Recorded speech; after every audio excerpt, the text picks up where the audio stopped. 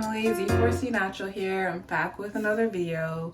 Today we are talking about high porosity hair. So I personally don't have high porosity hair, but this video was requested. So this is information that I have learned based on my research, and I hope that you find this helpful.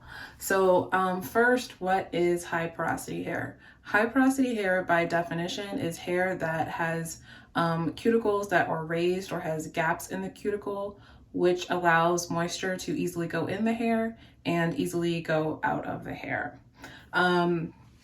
So how do you get high porosity hair? So again, from the research that I've done and what I understand, usually you will have high porosity hair if you've done some sort of chemical process to your hair, or you use a lot of heat, or your hair has mechanical damage. I mean, some people say that their hair is, they were born with high porosity hair.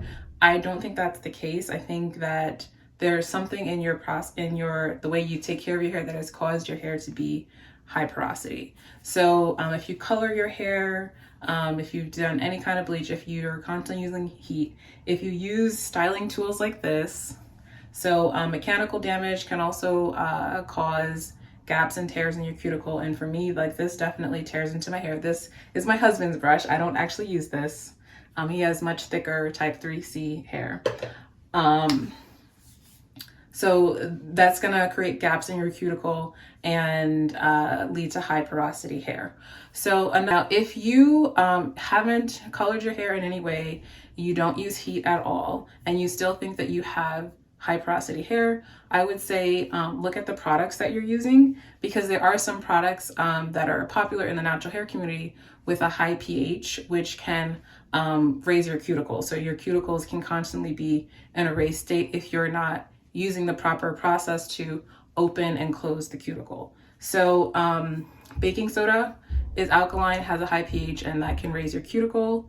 If you're using clays like Rasool clay or bentonite clay, Aztec clay, again, those have a high pH. If you don't have, I guess, the right follow-up conditioner with the right pH to close your cuticle, your hair can feel like high porosity hair. And also cast-style soaps. So I know that's also popular if it's not being diluted properly, if you're not using the right conditioner afterwards, then your hair can feel like high porosity hair.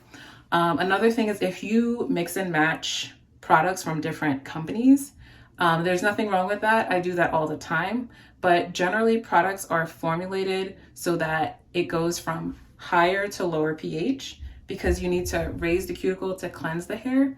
And then as you condition it, as you continue throughout the line, the cuticle will be closed. So if you mix and match, your products might not be in the right pH range going through your wash day, to make sure that at the end of your wash day, your cuticle is nice and closed. So another thing to consider is that porosity is a range. So like, you can have multiple porosities on your head. So your roots, that's going to be your healthiest hair.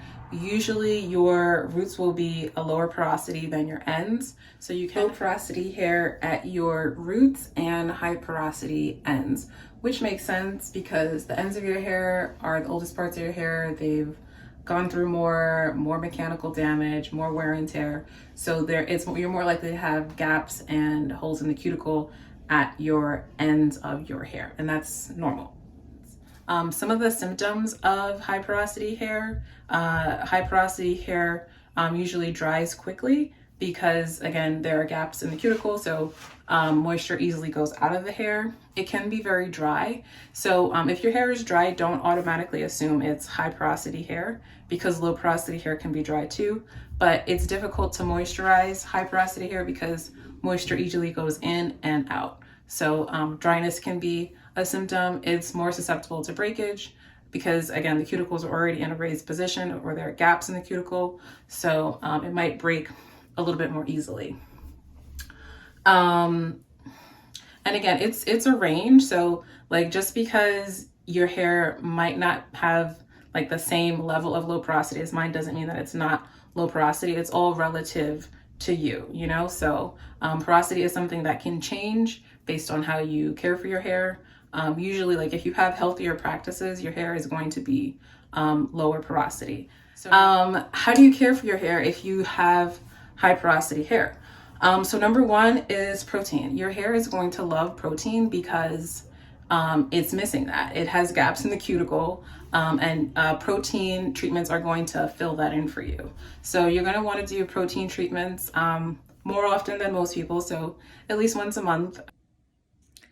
Okay, so this is me editing in the future, and I thought about this, and I know I said once a month here with the protein treatments, but really no one can give you a timeline on how often you want to do protein treatments. Too much protein is one of the things that can really mess up your hair, so this is one of those things where you kind of have to go by how your hair feels. Once a month is a good timeline, I think, but that could be too much for some people. So just be careful and really listen to how your hair feels. If you're not sure about how often you should be doing your protein treatments, if you have a stylist that you trust, this is a good place to ask for their advice and definitely take their advice. Once a month, just to try to treat your hair and give it that strength that it might be missing. So some popular protein treatments are the Apogee two-step treatment.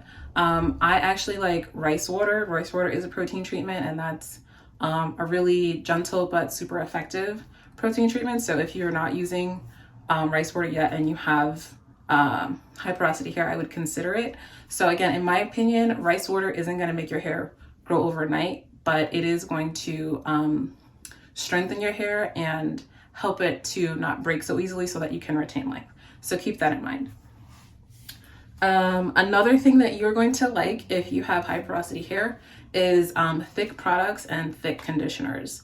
So if you have low porosity hair, usually you want something light and more watery so that it can penetrate more easily into your hair cuticle. But high porosity hair is the opposite. You're going to want heavy butters and heavier oils to really seal the moisture in.